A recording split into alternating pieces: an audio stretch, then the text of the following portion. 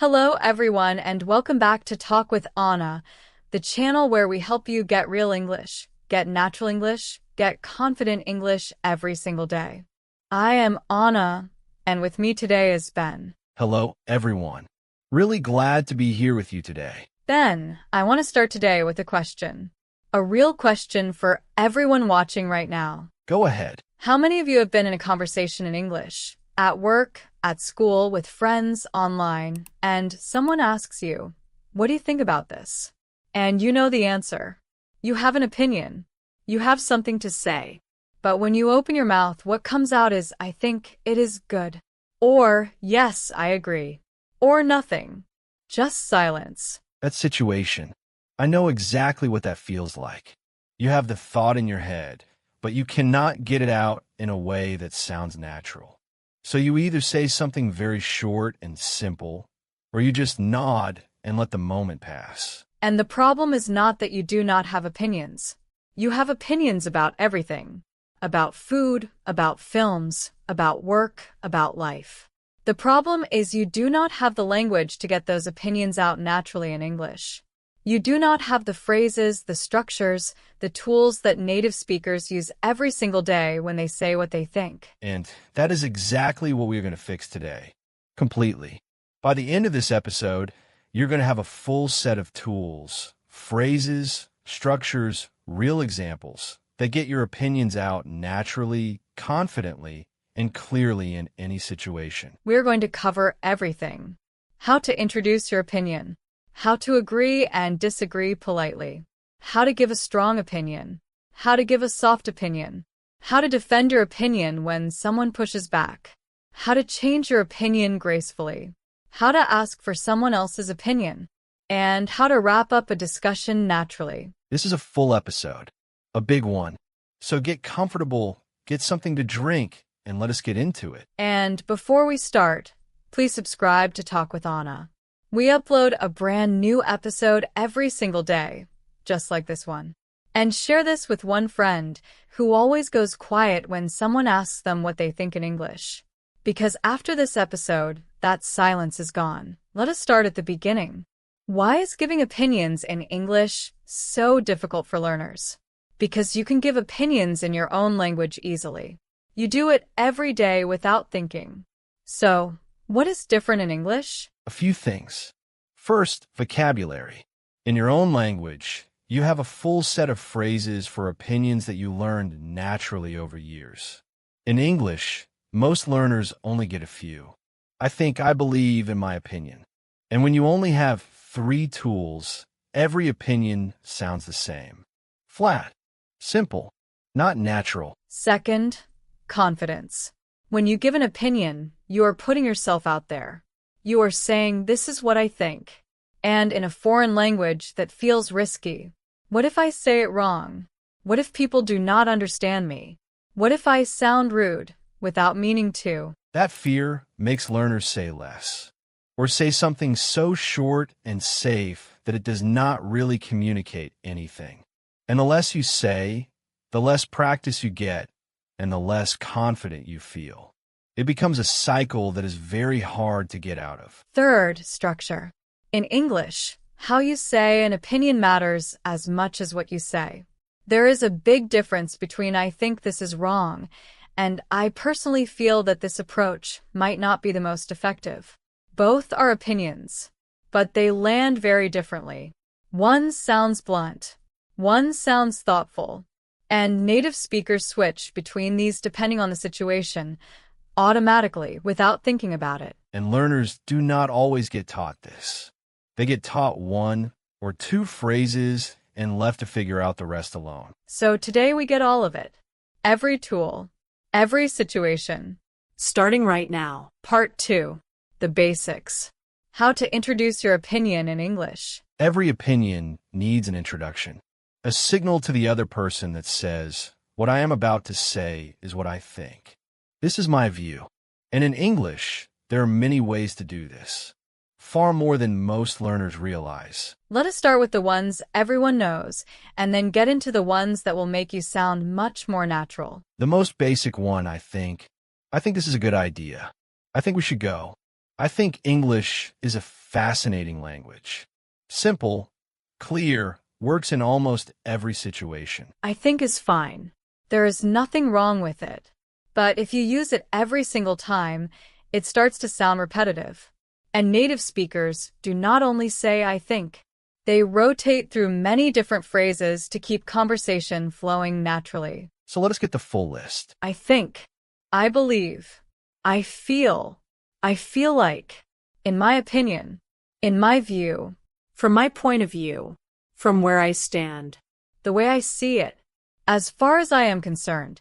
If you ask me, Personally, I would say, my view is, my feeling is, it seems to me, it is my view that, to my mind, That is a lot of phrases. it is.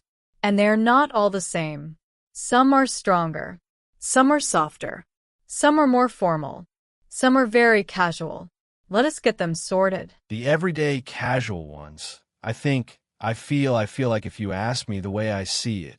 These are the ones native speakers use in regular conversation with friends, family, colleagues. Relaxed, natural, easy. For example, if you ask me, the film was too long. The way I see it, we need a completely different approach. I feel like something is not right here. These sound like real conversation. Natural.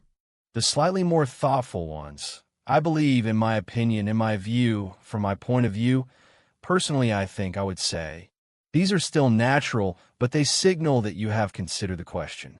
You're not just reacting. You have thought about it. For example, in my opinion, the best way to learn English is through real conversation. From my point of view, both sides have valid arguments. I believe this decision needs more discussion before we move forward. These sound considered, measured, confident. The stronger, more emphatic ones. As far as I am concerned, to my mind, it is my view that these signal that you feel strongly. You're making a clear statement and you are standing behind it. For example, as far as I am concerned, there is no excuse for that kind of behavior. To my mind, this is the most important issue we are facing right now. These land with weight. They tell the other person, I am serious about this. This is not a light opinion. And then there is it seems to me, which is slightly different. It seems to me signals that you are giving your impression, your observation, not a firm conclusion. It is softer, more open. It seems to me that people are not getting enough information about this. It seems to me like something changed recently. It sounds thoughtful and observational rather than definitive. So the first tool for today, rotate your opinion phrases. Do not only say I think. Get comfortable with 5 or 6 different ways to introduce your opinion and switch between them. Your English will immediately sound more natural and more varied. And here is a practical tip. Pick 3 phrases from today's list that feel comfortable to you. Practice them this week. Use each one in a real sentence every day. Get them into your muscle memory so they come out automatically. Part 3. Strong opinions and soft opinions. This is one of the most important things native speakers do that most learners do not get taught at all. In English, not all opinions are delivered with the same force. Sometimes you feel very strongly about something. Sometimes you have a mild preference. Sometimes you're not completely sure, but you lean one way. And native speakers use different language for each of these. The strength of the language matches the strength of the opinion. If you use strong opinion language for a mild preference, you sound aggressive.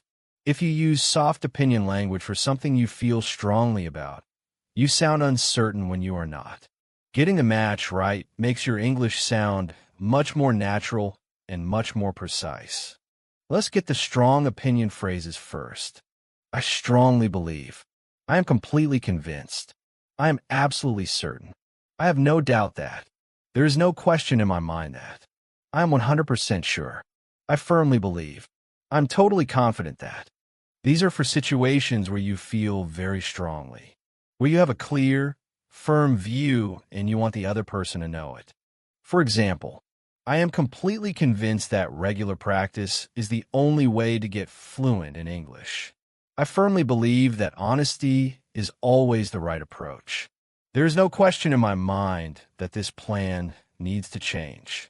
Strong, clear, no room for doubt.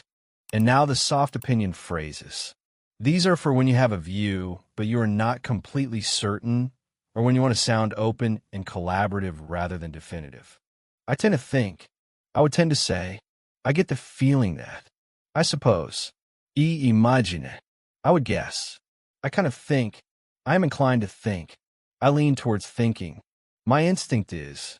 I get the impression that. For example, I tend to think people learn better in smaller groups, but I could be wrong. I get the impression that something is bothering him, but I am not sure. I am inclined to think we should wait before making a decision. My instinct is that this is going to take longer than we think. These sound thoughtful, open, not aggressive. They invite the other person to share their view too. And there is a middle ground, phrases that are clear but not aggressive. Not soft, not forceful, just direct and natural. I believe, in my view, for where I stand, the way I see it. These are your everyday workhorses. Clear enough to communicate your view. Open enough to keep the conversation flowing. Now let us get into some examples across all three levels so you can hear the difference. Topic: should people work from home or in an office? Strong opinion version. I am completely convinced that working from home is better for productivity. People get more done when they're not interrupted constantly, and the research absolutely supports this. There is no question in my mind that companies that resist this are going to lose their best employees.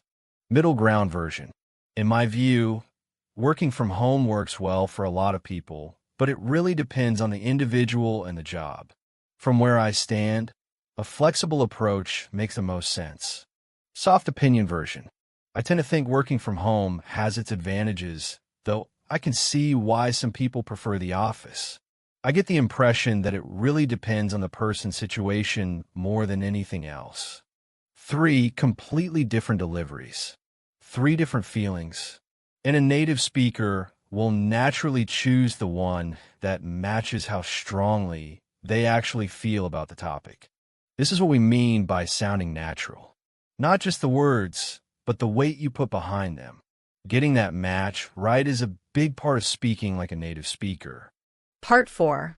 How to agree naturally in English. Agreeing sounds easy. You just say yes, right? But in natural English conversation, yes is almost never enough on its own. Native speakers use agreement as a way to keep conversation going, to show engagement, to build connection. And there are many different ways to agree, depending on how strongly you agree and what kind of conversation you are in. Let us get the full range. The simple agreements, yes, exactly, absolutely, definitely, of course, right, true, fair enough, that is right, that is true, I know. These are short responses. Good for in the middle of a conversation, when you want to show you are listening and you agree with what was just said. Not the place to use a long phrase. For example, someone says, I think practice is more important than theory. You say, absolutely, or exactly, or that is so true. Short, natural, engaged. Then there are the fuller agreement phrases. For when you want to add weight to your agreement. To say yes, and I feel the same way strongly. I completely agree. I totally agree. I cannot agree more. I am with you on that. I think you're absolutely right. That is exactly what I think. I feel the same way. You're spot on. I'm 100% with you on that. For example, someone says, learning vocabulary in context is much more effective than memorizing word lists. You say, I could not agree more. When you learn a word in a real sentence, it just sticks completely differently. Notice what happened there. The agreement came first. I could not agree more. And then came a reason, an extension. This is what natural conversation sounds like. You agree, and then you add something. You build on what the other person said. This is very important. Agreement in English conversation is not just a one-word response. It is a bridge to more conversation. You agree and then you contribute.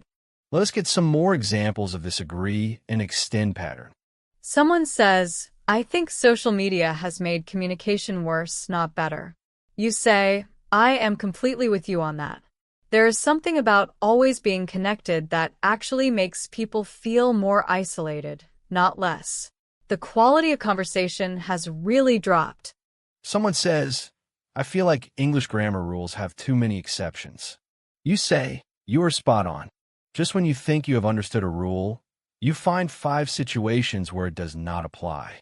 It is genuinely one of the harder parts of the language.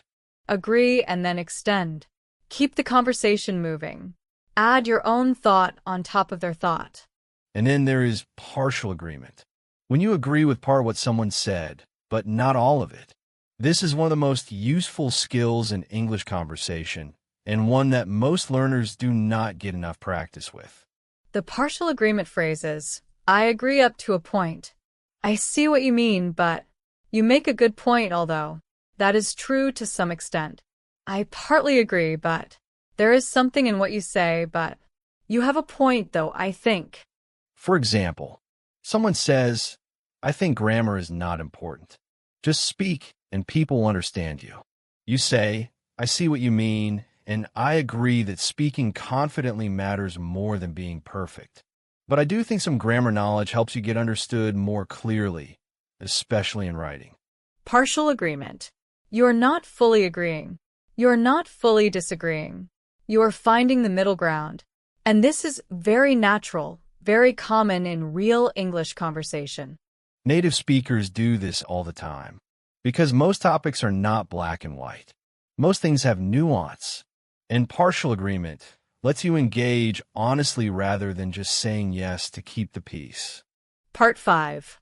How to disagree naturally and politely in English. This is where a lot of learners really struggle, because disagreeing feels confrontational. It feels rude, and in some cultures, direct disagreement is considered very impolite. But in English conversation, especially in professional and academic settings, being able to disagree clearly and politely is a sign of confidence and intelligence. Avoiding all disagreement makes you sound like you have no opinions of your own. The key is how you disagree. In English, there are ways to say, I do not think you are right, without it sounding like an attack. And once you get these phrases, disagreement becomes a natural, comfortable part of conversation. Let us start with the softeners. These are words and phrases that go before a disagreement to reduce the sharpness. To make it clear you are engaging with the idea, not attacking the person. Actually, To be honest, with respect. I hear what you're saying, but I understand where you're coming from, but I see your point, however. I get that, but that is an interesting point, though, I would say. I appreciate that perspective, but Notice how all of these acknowledge the other person first.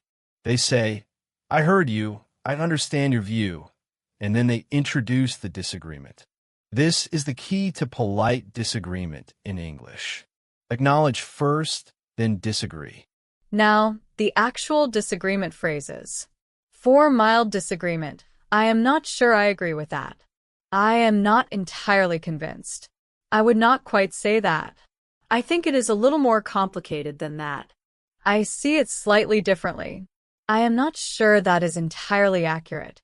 For moderate disagreement, I actually see this quite differently. I would have to disagree on that point. I do not think that is quite right. I think that is a bit of an oversimplification. My view on this is actually quite different. For strong disagreement, I completely disagree. I have to strongly disagree with that. I really do not think that is right. I think that is fundamentally incorrect. With respect, I think that completely misses the point. I am afraid I see this in a totally different way. Let us get some real examples so you can hear how this sounds in a natural conversation. Situation 1. Someone says, I think English is the easiest language to learn. Mild disagreement response. I am not entirely sure I agree with that. A lot depends on what your first language is. For some people, English is genuinely very difficult. Moderate disagreement response. I actually see this quite differently. English has a lot of irregular verbs, a very confusing spelling system, and a huge amount of vocabulary.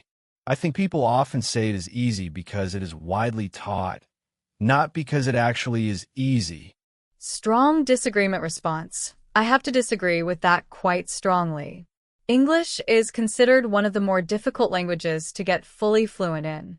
The grammar has many exceptions, the pronunciation rules are inconsistent, and the idioms are genuinely challenging. I think that view underestimates how hard English really is. 3 levels, 3 different situations. And notice that even a strong disagreement did not attack the person. It attacked the idea.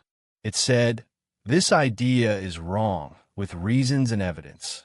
It did not say, "You are wrong and you do not know what you're talking about." That is the difference between polite, strong disagreement and rudeness. You disagree with the position, not the person. Always. And here's a very useful technique. After you disagree, give a reason. Do not just say, "I disagree," and stop. Say why. "I disagree because. I see it differently because. I think that is not quite right because." The because is what makes your disagreement convincing and credible. I disagree because the data does not support that conclusion. I see it differently because I have had a completely different experience with this. I think that is an oversimplification because there are a lot of factors involved that this view does not account for. Disagree plus reason. Every time, this is what turns a disagreement into a real contribution to the conversation. Part 6. Softening language. How to get your opinion across without sounding too blunt or too aggressive. This is something native speakers do constantly, and most learners do not realize it is happening. But it has a huge effect on how your English sounds. And more importantly, how you come across as a person. Blunt English. This plan is wrong. This idea will not work. That is a bad decision. Soften English. I am not sure this plan is entirely on the right track. I have some concerns about whether this idea will work in practice. I wonder if there might be a better approach here. The meaning is similar, but the delivery is completely different. One sounds aggressive. One sounds thoughtful and collaborative. And the tools for doing this are very learnable. Let us get them all. Tool 1. Modal verbs. Might, could, may, would. These soften a statement by making it less absolute. Instead of, "This will not work," say, "This might not work as well as we hope."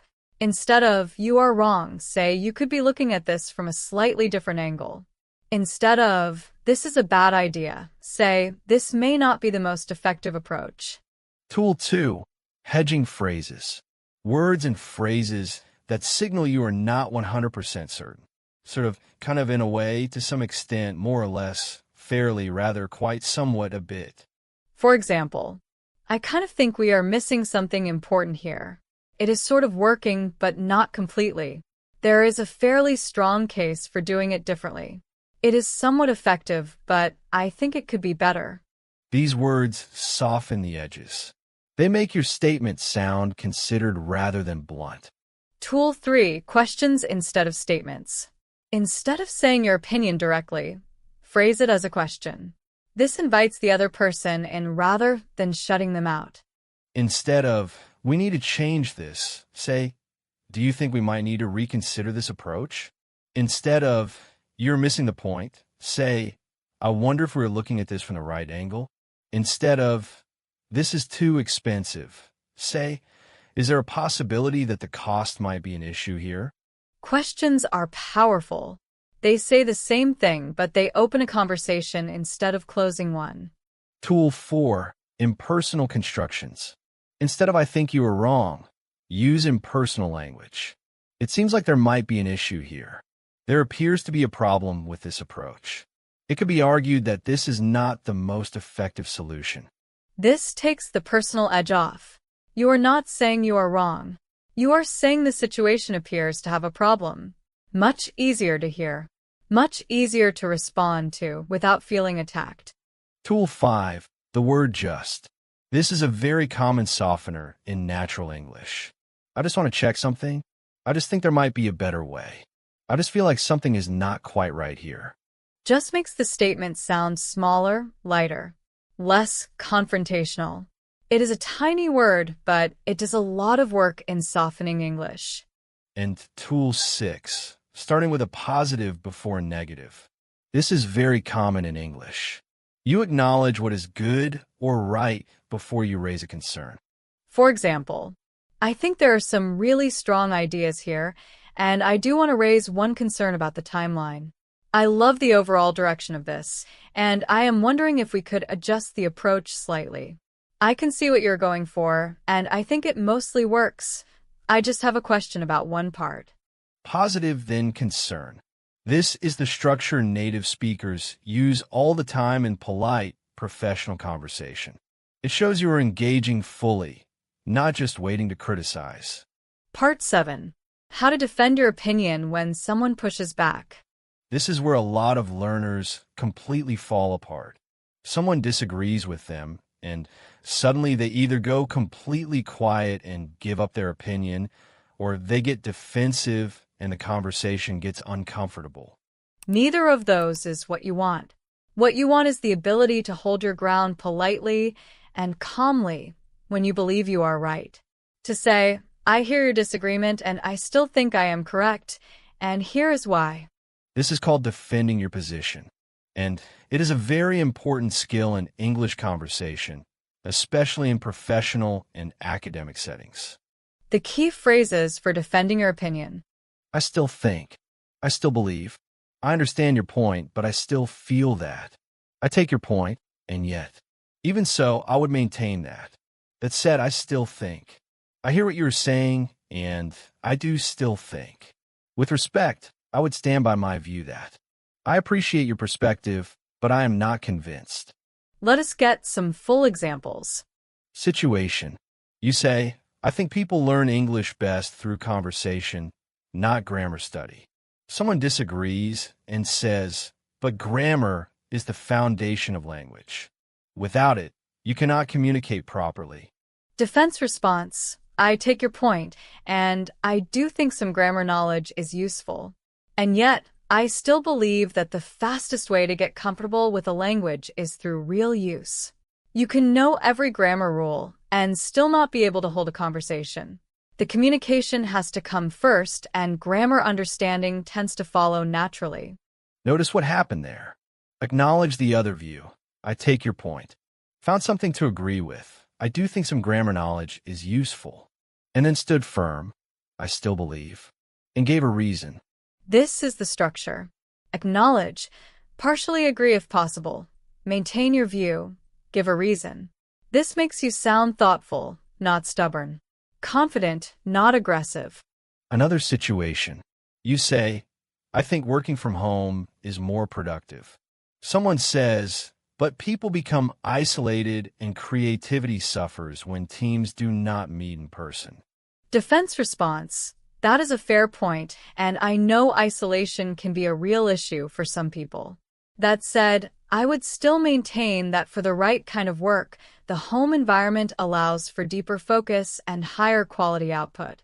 I think the creativity argument depends a lot on the type of work. For individual tasks, I still think home wins. And here are some additional phrases that help you hold your ground without sounding aggressive. I understand where you are coming from, though I still think. I see your reasoning, but from my experience, I get that perspective, and I just feel differently about it. I hear you, and I genuinely am not convinced by that argument. That is one way to look at it, though my view is still. And sometimes, very importantly, you can defend your opinion by asking for evidence or for more detail. What makes you say that? Could you give me an example? What is that based on? I am interested in what leads you to that conclusion. Can you walk me through the reasoning there? These questions are not aggressive. They are genuine, and they shift the conversation to a place where both sides need to support their view with reasons, which is a healthy, productive place for a conversation to be. Part 8. How to change your opinion gracefully in English. This is something nobody teaches learners, and yet it comes up all the time in real conversation. Someone makes a point you had not considered. You hear a reason that genuinely changes your thinking. And now you need to say, you know what? I think you are right. I have changed my mind. And this is not weakness. In English culture, being able to change your mind when given good reasons is considered a sign of intelligence and open-mindedness. It shows you are listening. It shows you are engaging. It shows you are thinking. But there's a natural, graceful way to do it, in a way that sounds unsure and unconvincing. The unconvincing version, oh, okay, yes, you are right. I was wrong. This sounds like you were just giving up, like the other person wore you down. It is not convincing because it does not show that you actually process the argument. The graceful version, that is a really good point.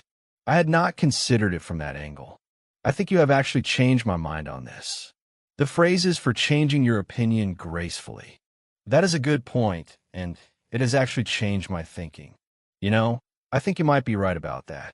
I had not considered that. When you put it that way, I see your point. I think I need to revise my view on this. That is a fair argument. I am coming around to your way of thinking. I will admit, you have given me something to think about. I think my original view was too simple. You have made a convincing case. I think I was wrong about this. Let's get some full examples. Situation. You say, I think children should not use smartphones until they are teenagers. Someone argues, but smartphones give children access to educational resources, and learning to use technology responsibly from a young age is actually a crucial skill in today's world. Opinion change response. When you put it that way, I think I was looking at this too narrowly.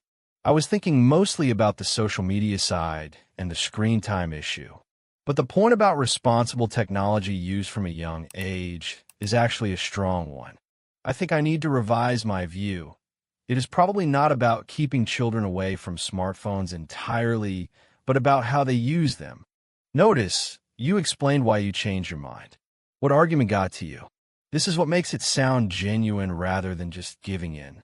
And sometimes you can say, I am not completely changing my mind, but you have shifted my thinking. I still think the concern about screen time is valid, but your point about digital literacy has genuinely shifted my thinking. I would say my view is now more nuanced than it was. This is also very natural. You do not have to do a complete 180. You can move part of the way and say so. That is honest and real. Part 9. How to ask for someone else's opinion in English. Because giving your opinion is only half of a conversation. The other half is inviting other people to share theirs. And the way you ask matters. Some ways of asking for an opinion sound very natural and engaging. Others sound formal and stiff. Let's get the full range. The simple, direct questions. What do you think? What is your view? What is your opinion on this? How do you feel about it? Where do you stand on this? These are clear and comfortable. Good for any situation. They signal, I genuinely want to hear what you think, not just what you agree with me on. The slightly more specific invitations. What is your take on this? How do you see it? Do you have a view on this? What are your thoughts? I would love to hear your perspective on this. What is your instinct on this? How would you approach this? These are a little warmer, a little more engaging. They show curiosity about the specific person's view, not just a general question to the room. And for situations where you want to invite someone into a conversation who has been quiet, do you want to add anything? Is there anything you would like to say about this? I am interested in what you think too. We have not heard from you yet. What is your view? This is very useful in group conversations. You notice someone has not spoken. You bring them in. In English conversation, this is considered considerate and socially skilled. And there are phrases for asking someone to go deeper or say more. Can you say more about that? Could you expand on that? What do you mean exactly? Can you give me an example? What makes you say that? Tell me more about your thinking there. These show genuine interest.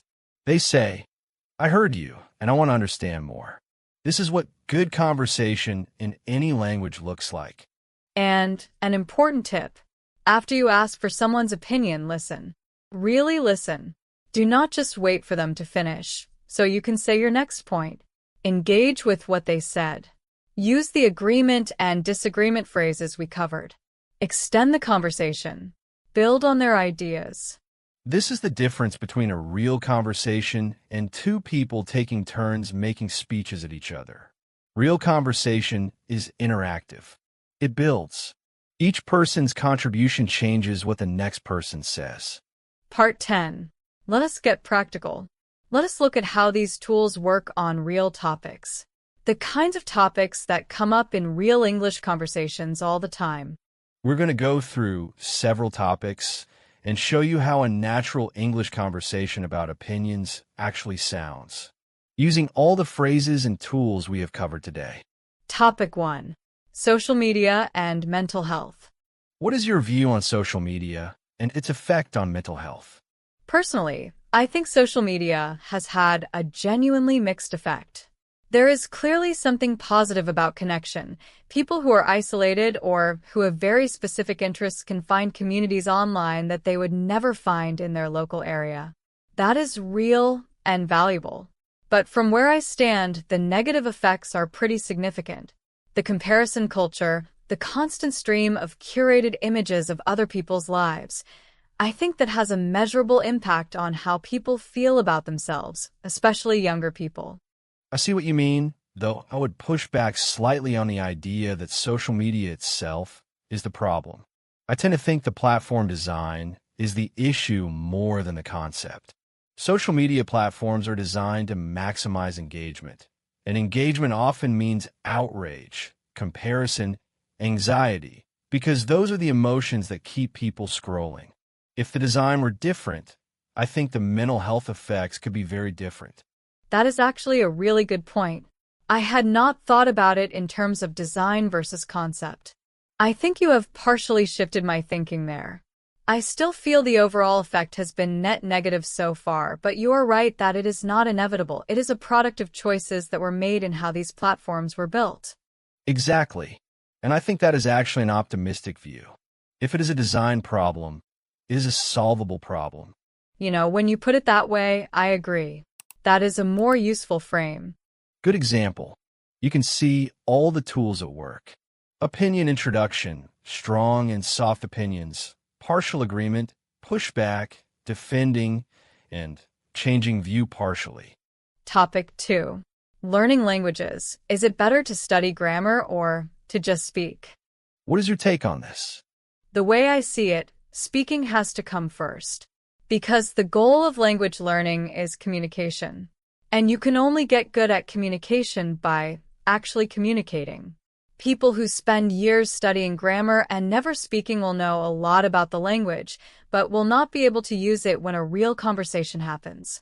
I'm inclined to agree, though I would say it is a bit more complicated than that for some learners. My feeling is that a small amount of grammar awareness early on can really help.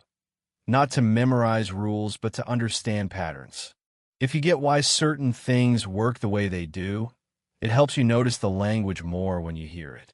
That noticing is what makes speaking practice more effective. I take your point. And I think what you are describing is actually what happens naturally for most people. You pick up patterns through exposure and use, and you gradually understand why they work. Whether you call that grammar awareness or not, the process is similar. Right? I think the argument is more against rote grammar study, sitting with a textbook memorizing tables, than against any grammatical understanding at all. Agreed. And I think most people who say speak first do not mean ignore all grammar completely. They mean do not let grammar study become a way to avoid the harder and scarier work of actually speaking. That is exactly it. The grammar can be a comfort zone, a place to feel productive without taking the risk of real communication. Great conversation. Notice how both views had merit, how both sides found common ground, how the conversation moved forward through agreement, partial agreement, and refinement of each other's ideas.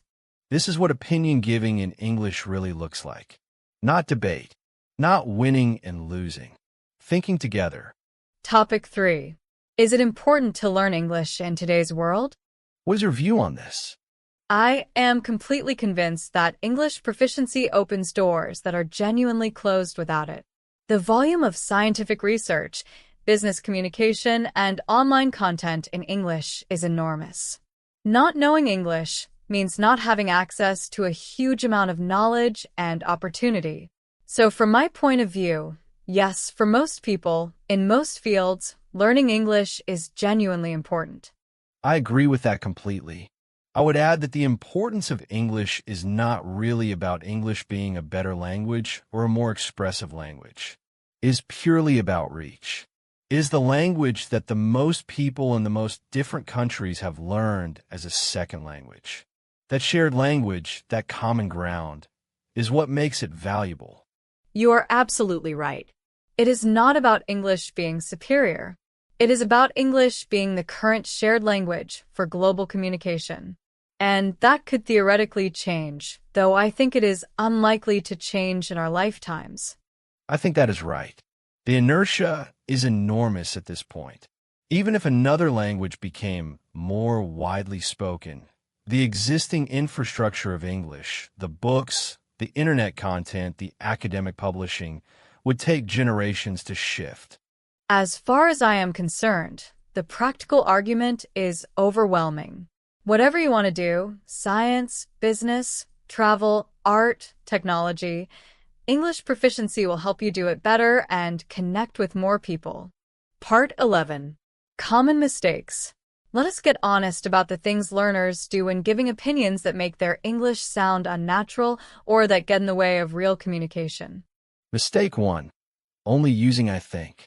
Every single opinion starts with I think. I think this. I think that. I think. I think. I think. This is the most common one, and it makes the conversation sound flat and repetitive. The fix is to rotate your phrases. Use from my point of view. Use in my view. Use the way I see it. Use personally, I feel. Mix it up. Mistake 2. Stopping after the opinion phrase. I think this is good. Full stop. No reason. No explanation. No extension. Opinion giving without reasoning is not convincing in English. Native speakers almost always follow an opinion with because, since, as, given that. They give the reason. So the habit to get into is state your opinion, then give at least one reason. I think this approach is more effective because it gives learners a clear goal to work towards. I feel working from home suits some people better since not everyone is the same kind of worker. The because is the key. It makes your opinion sound considered, not just random. Mistake 3. Apologizing for your opinion. I am sorry, but I think. Sorry, this might be wrong, but I feel. I do not know. Maybe this is stupid, but this is a confidence killer. In English, you do not apologize for having an opinion. You can soften it using might, could, tend to, but you do not apologize for it. The softening tools we covered are the right way to be polite. Apologizing is a different thing entirely. Mistake 4. Giving up your opinion too easily. Someone disagrees, and immediately you say, "Oh yes, you're right, sorry." But you did not actually change your mind. You just did not want conflict. This is very common and very understandable, but it makes your English sound weak and unconvincing. The phrases for defending your position, I still think, I take your point, but even so I would maintain, these are what you need. Hold your ground politely when you genuinely believe you are right. Mistake 5. Being too direct without softening. English, especially British English, uses a lot of softening language. Saying this is wrong is considered quite blunt and can come across as rude in many contexts. Saying I am not sure this is entirely right or I wonder if there might be a different way to approach this. These communicate the same thing but in a way that is easier for the other person to hear and respond to. Getting the softening tools into your everyday English makes a big difference. Mistake 6. Not asking for the other person's opinion. You give your view and then you stop. The conversation dies. In natural English, after you give your opinion, you often invite the other person in. What do you think? How do you see it? Do you agree? This keeps conversation alive and shows you're interested in a real exchange, not just broadcasting your views. Mistake 7. Translating opinion phrases directly from your own language. Different languages have different ways of expressing opinions, and a direct translation does not always work in English. In English, opinions are often introduced quite simply. In my language, there might be a longer, more formal introduction. Getting the English-specific phrases that we cover today and using them is much better than trying to translate from your language into English. Part 12. Practice conversations. Because hearing is not enough. You need to get these phrases into your muscle memory. You need to get them to the point where they come out automatically, without thinking. We're going to give you a series of practice scenarios. For each one, we will show you what a natural English conversation about opinions looks like. And we want you to pause to say your own response out loud before we give ours. Use the phrases from today. Get your mouth moving. Practice Scenario 1. Your friend says, I think it is better to learn one language perfectly than to learn several languages at a basic level. What do you say? Here is one natural response. That is an interesting view, and I can see the logic in it. From my point of view, though, I tend to think there is real value in having even a basic level in several languages. When you travel or work across cultures, even a little of the local language goes a long way. It shows respect and opens doors that are closed to someone who speaks only one language. What makes you say one is better than several? Notice, acknowledged the other person's view, gave a personal opinion with a phrase, gave a reason, and asked a follow-up question. That is a complete, natural response. Practice Scenario 2. A colleague says, I feel like meetings are a waste of time. Most things could just be an email. What do you say? Here is one natural response. I am with you on that to a large extent. There is definitely a meeting culture in a lot of organizations where things get discussed in meetings that could absolutely be handled faster in writing. That said, I do think there are situations where a conversation, where you can hear tone, where you can respond in real time, gets to a resolution much faster than an email chain that goes back and forth for days. So I suppose my view is that the problem is not meetings themselves, but unnecessary meetings. Notice, started with partial agreement, gave a reason for the agreement, then introduced the nuance, held a clear position by the end. Practice Scenario 3. Someone online says, grammar does not matter in English. Communication is all that counts. What do you say? Here is one natural response. I see what you mean, and I do think being understood is the primary goal. But I would push back slightly on the idea that grammar does not matter at all. From where I stand, grammar is the system that makes communication reliable. Small grammar errors usually do not cause misunderstanding. But when errors become frequent, there is a real risk that the message gets unclear. And in writing especially, professional emails, reports, formal communication, grammar errors can affect how seriously you are taken. So I would say grammar matters, not for its own sake, but for what it enables. Again, acknowledged the view, gave partial agreement, pushed back with reasons, landed on a clear position. Practice Scenario 4. A friend says, I do not think people should correct each other's English. It makes people feel embarrassed and kills confidence. What do you say? Here is one natural response. I get that completely. There is nothing worse than being mid-sentence and having someone interrupt to correct your grammar. That kind of correction does more harm than good. But I am not sure I would go as far as saying people should never correct each other. I think the key is how and when. A correction that is kind, that comes after the conversation, that focuses on something useful, that can be incredibly helpful. I have personally benefited a lot from people who cared enough to tell me what was not quite right. So my view would be that the problem is not correction itself, but correction done badly. There it is. All the tools. Every single practice scenario used real opinion phrases, softeners, partial agreements, and clear reasoning. This is what you are building towards. Part 13. How to practice this every single day. Because hearing all of this today is a start. But getting it into your natural speaking, getting it to the point where these phrases come out automatically in real conversation, requires daily practice. And we're going to give you a simple plan. 15 minutes a day. 3 parts. 5 minutes each. Part 1, 5 minutes of listening.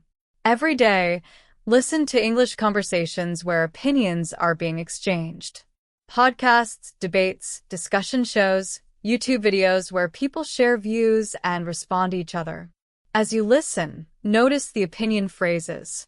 Notice how people agree, disagree, defend their views, change their minds. Get your ear trained on this. Part 2, 5 minutes of speaking. Every day, pick a topic, any topic, and give your opinion on it out loud alone. Use the phrases from today. I personally think, from my point of view, I am completely convinced. I tend to feel, give your opinion, then give a reason, then extend the thought. Out loud. Every day. You can do this anywhere. In the shower. While you get ready. While you walk. Just talk. Give opinions on things. The film you watched last night. The news. A decision you are making. What you think about a book you are reading. Anything. 5 minutes of giving opinions out loud every single day. Part 3, 5 minutes of writing. Write your opinion on one topic every day. 3 to 5 sentences. Pick a topic. State your view. Give a reason. Acknowledge one counterargument. Maintain your position. 5 minutes. 3 to 5 sentences. Every single day. After 1 week of this, you start to feel the phrases becoming more automatic.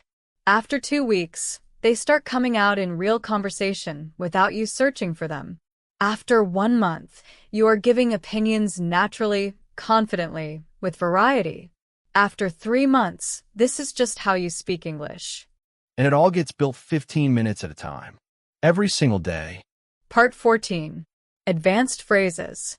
For learners who want to get their opinion giving to a higher level.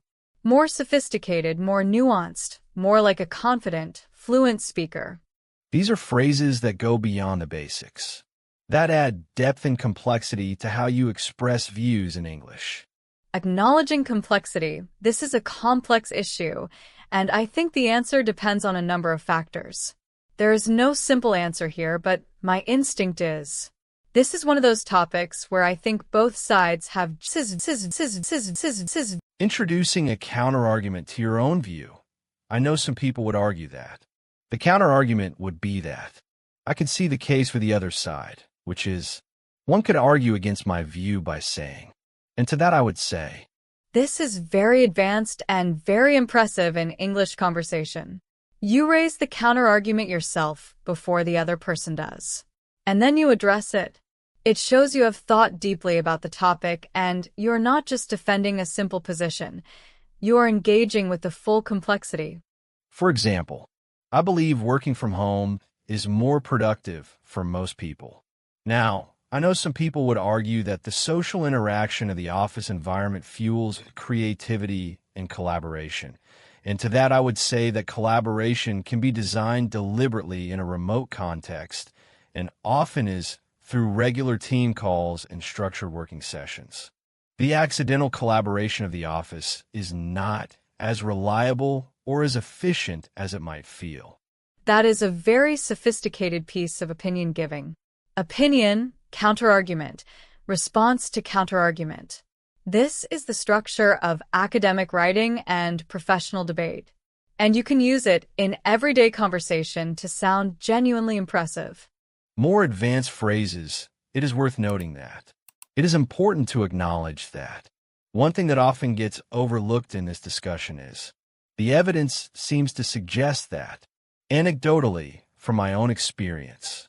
In practice, I think what happens is, the question I keep coming back to is, What I find interesting about this is the aspect of this that I think is most important is Let us get a few full examples. it is worth noting that most studies on this subject have been conducted in very specific contexts, typically developed Western countries, and the findings may not apply universally. That is something I think often gets overlooked in this discussion. Let us get a few full examples. Anecdotally, from my own experience, I have found that the people who make the fastest progress in English are not necessarily the ones who study most. They're the ones who are least afraid of making mistakes. Whether that holds more broadly, I cannot say for certain, but it is a pattern I keep noticing. The question I keep coming back to is, what are we actually optimizing for? If the goal is accuracy, that is one approach. If the goal is confident communication, that is a different approach. And I think a lot of the disagreement in language teaching comes from people optimizing for different things without realizing it. These phrases and structures take time to get comfortable with, but they are worth working towards. Because when you can express opinions at this level, you can participate fully in conversations about complex topics, in English, with confidence, with clarity, with genuine sophistication. Now, I want to get very honest about something. Tell them. Getting to the point where you give opinions naturally in English, it does not happen in one day. It does not happen in 1 week. And anyone who tells you that you can transform your conversational English overnight is not being honest with you. Real change happens gradually, but it happens. And here is the timeline that is realistic. After 1 week of daily practice with these phrases, you start to notice them in conversations and content you consume. Your ear gets tuned to them. You catch them in films, in podcasts, in videos. After 2 weeks, you start reaching for them in practice conversations. They're not fully automatic yet, but they are there.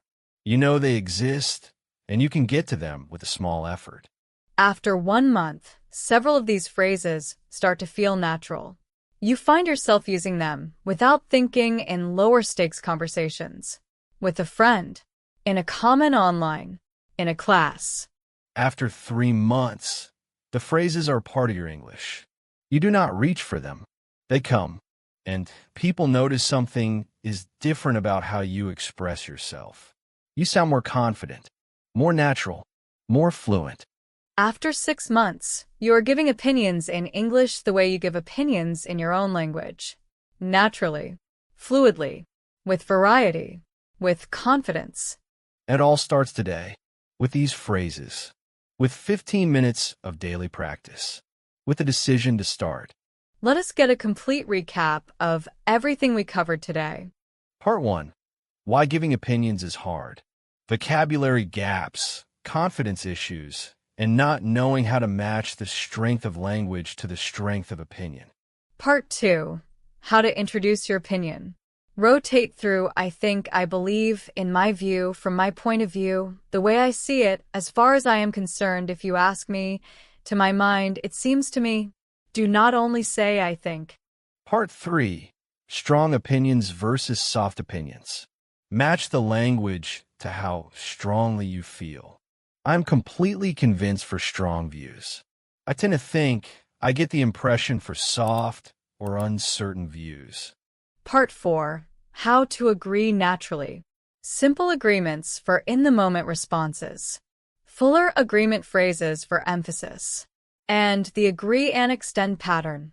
Agree, and then add your own thought to keep conversation moving. Part 5. How to disagree politely. Acknowledge first, then disagree. Use softeners. Give reasons. Attack the idea, not the person. Disagree and extend. Say why. Part 6. Softening language. Modal verbs, hedging phrases, questions instead of statements, impersonal constructions.